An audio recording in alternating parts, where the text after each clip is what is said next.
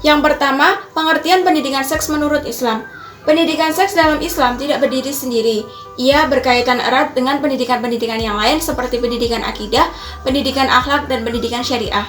Yang pertama, pendidikan seks dalam akidah, yaitu upaya untuk mengenalkan anak seperti menjaga dan melindungi anak dari segala bentuk pergaulan bebas. Yang kedua, pendidikan seks dalam pendidikan akhlak, yaitu upaya untuk mengenalkan anak tentang nilai baik dan nilai buruk dalam berpikir, berkata, bertindak, kebiasaan, berperilaku, dan bersikap yang berhubungan dengan pergaulan seks.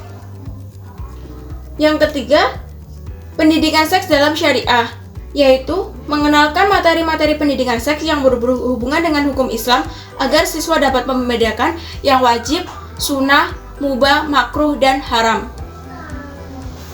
Tahap perkembangan seks menurut perspektif Islam. Dalam perspektif Islam sendiri, tahap perkembangan seks itu dibagi menjadi beberapa fase. Nah, yang pertama itu masa bayi, yaitu anak berusia 0 sampai 2 tahun. Di mana anak pada usia 0 sampai 2 tahun itu masih mendapatkan ASI. Namun sudah diberitahu tentang siapa Tuhannya dan siapa Rasulnya. Juga sudah mulai diberikan tentang konsep ketuhanan. Ketika anak sudah mulai mampu untuk berbicara, anak mulai diajarkan tentang doa-doa sederhana agar anak mulai terbiasa dengan doa-doa tersebut. Selanjutnya masa anak-anak, yaitu masa anak-anak itu berarti anak yang berusia 2 sampai 7 tahun, yang dimana di dalamnya dibagi kembali menjadi anak usia 2 sampai 4 tahun dan anak usia 4 tahun sampai 7 tahun. Pada anak usia 2 sampai 4 tahun, sebagian ulama berpendapat bahwa anak itu tuh masih belum memiliki aurat. Namun sebaiknya sudah dibiasakan untuk berpakaian tertutup dan sopan. Anak usia 2 tahun itu sudah mulai disapih dan diajarkan untuk makan dan minum sendiri. Pada usia ini juga anak sudah diajarkan pendidikan moral seperti rasa malu ketika menggunakan pakaian yang tidak sopan, dan juga pada fase ini anak sudah mulai diajarkan untuk pergi ke kamar mandi sendiri. Selanjutnya pada anak usia 4 sampai tahun. Anak usia 4 sampai 7 tahun itu memiliki aurat sekitar kubul dan dubur. Namun ketika anak sudah mencapai balik, maka auratnya akan disamakan dengan orang dewasa. Anak laki-laki sebaiknya telah dihitan sebelum berusia 7 tahun agar sholatnya menjadi lebih sempurna, karena untuk anak usia 4 sampai 7 tahun itu kan sudah wajib untuk melaksanakan sholat. Kemudian masa tamyiz, yaitu anak yang berusia 7 sampai 10 tahun. Pada usia ini anak sudah bisa membedakan mana yang baik dan mana yang buruk berdasarkan oleh nalar pikirannya. Nah, pada usia ini orang tua sudah mulai mempertegas pendidikan syariat, dan pada usia 7 sampai 10 tahun ini anak juga sudah dipisah tempat tidurnya dan memiliki tempat tidurnya masing-masing. Pada fase ini juga anak diajarkan tentang adab memandang. Selanjutnya, saya akan menjelaskan tentang jenis-jenis pendidikan seks dalam Islam. Di dalam Islam sendiri memperhatikan bimbingan seksual dalam berbagai kelompok usia, bahwa anak-anak diajarkan tentang adab-adab Islam yang berkaitan dengan menutup aurat, menjaga pandangan, kemudian meminta izin ketika masuk ke ruangan orang tua. Dan itu semua dimulai sejak dini. Adapun jenis-jenis pendidikan seksual yang dicontohkan oleh Rasulullah Shallallahu Alaihi Wasallam yaitu seperti memberikan nama yang baik untuk anak, kemudian mengajarkan toilet training seperti setiap sebelum tidur dan sesudah bangun tidur untuk membiasakan anak ke toilet. Selain itu juga dengan biasakan untuk mengungkapkan apa yang ia rasakan ketika akan buang air kecil dan buang air besar. Kemudian yang ketiga yaitu mendidik anak untuk menjaga kebersihan alat kelamin. Dengan mengajarkan anak untuk menjaga kebersihan alat kelamin ini, selain agar bersih dan sehat, juga mengajari anak tentang najis. Kemudian yang keempat ada menanamkan rasa malu pada anak.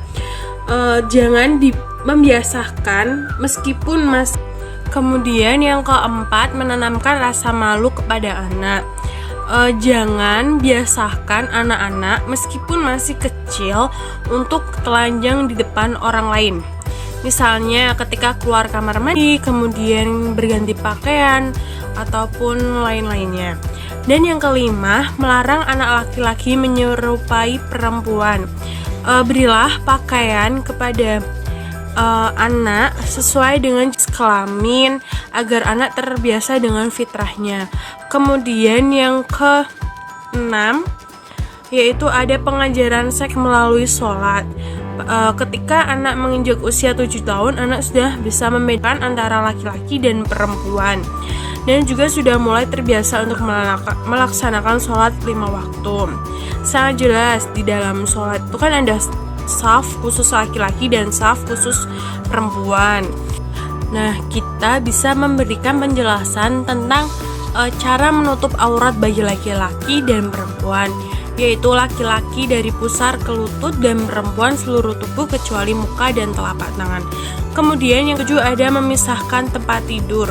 Memisahkan tempat tidur ini merupakan usaha untuk menanamkan kesadaran kepada anak tentang keberadaan dirinya. Ini itu dilakukan dengan saudara yang berbeda jenis kelamin yang secara tidak langsung telah menumbuhkan kesadaran tentang eksistensi perbedaan jenis kelamin.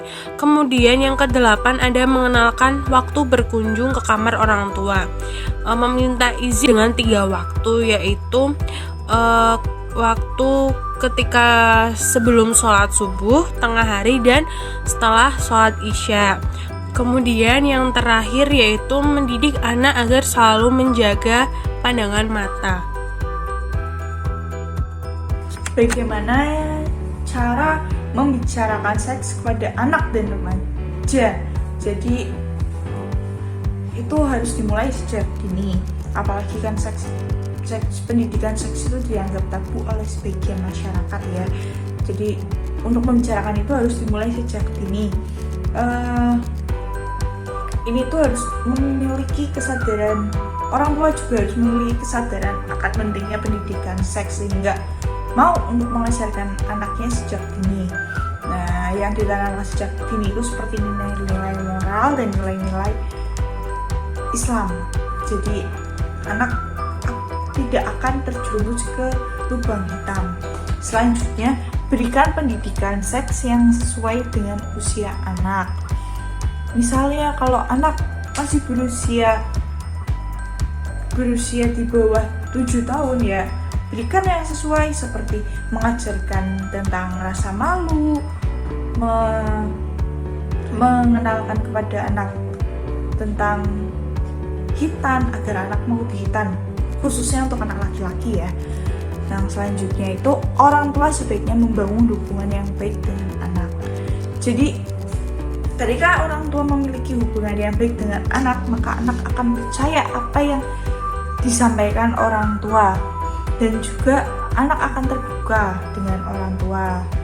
Yang selanjutnya itu jadilah teladan yang baik untuk anak. Jadi orang tua itu harus menjadi teladan yang baik, dan itu merupakan cara yang baik, cara terbaik untuk mengajarkan dan menginformasikan nilai Islam kepada anak. Karena kan orang tua sendiri itu kan biasanya jadi role model untuk anak. Seperti itu. Materi selanjutnya yaitu tujuan pendidikan seksual dalam Islam. Tujuan pendidikan seks dalam Islam adalah untuk menjaga keselamatan dan kehormatan serta kesuciannya.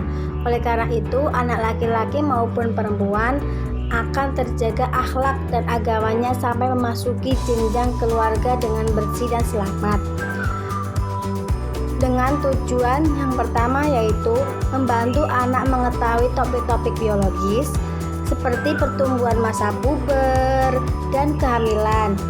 Yang kedua, mencegah anak-anak dari tindakan kekerasan. Yang ketiga, mengurangi rasa bersalah, rasa malu, dan kecemasan akibat tindakan seksual. Yang keempat, mencegah remaja perempuan di bawah umur dari kehamilan. Yang kelima, mendorong hubungan yang baik. Yang keenam, mencegah remaja di bawah umur terlibat dalam hubungan seksual. Yang ketujuh, mengurangi kasus infeksi melalui seks.